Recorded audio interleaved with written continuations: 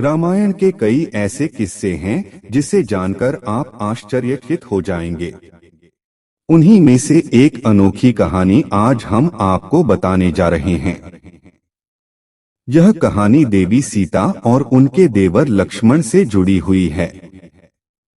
हम सब जानते हैं कि देवी सीता लक्ष्मण जी को अपना देवर नहीं बल्कि पुत्र मानती थीं और लक्ष्मण जी भी उनको माता के समान ही आदर देते थे, लेकिन फिर भी माँ जैसी भाभी ने उन्हें जीवित ही निगल लिया था। कहते हैं वनवास जाने से पूर्व देवी सीता ने यह मन्नत मांगी थी कि यदि वह सकुशल अपने पति और देवर के साथ वापस अयोध्या लौट आएंगी तो सरयू नदी के दर्शन कर विधिपूर्वक उनकी पूजा अर्चना करेंगी, रावण को पराजित कर, और 14 वर्षों का वनवास काटकर जब श्री राम, सीता जी और लक्ष्मण वापस लौटे तो एक दिन अचानक उन्हें स्मरण हुआ कि उन्हें सरयू नदी पर जाकर अपनी मन्नत पूरी करनी है।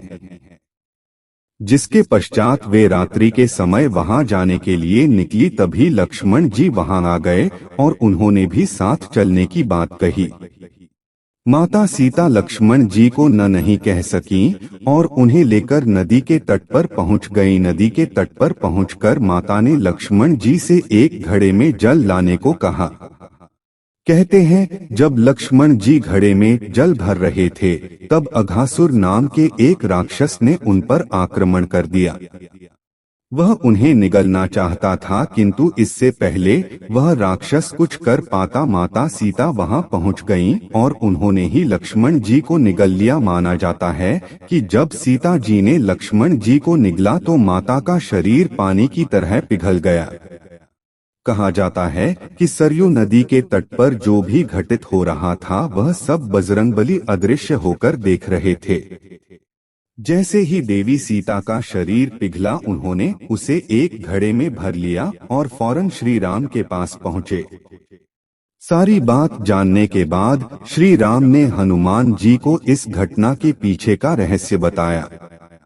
दरअसल अघासुर को शिव जी का वरदान प्राप्त था, जिसके अनुसार जब सीता जी और लक्ष्मण जी का तन एक तत्व में बदल जाएगा तब उसी तत्व से इस राक्षस का अंत होगा। श्री राम ने हनुमान जी को यह भी बताया कि वह तत्व उनके द्वारा ही अस्त्र के रूप में प्रयुक्त किया जाएगा।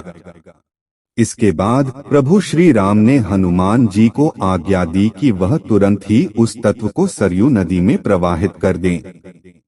कहते हैं जैसे ही बजरंगबली ने उस तत्व को सरयू नदी में बहाया एक भयंकर ज्वाला उठी जिसमें अघासुर जलकर भस्म हो गया।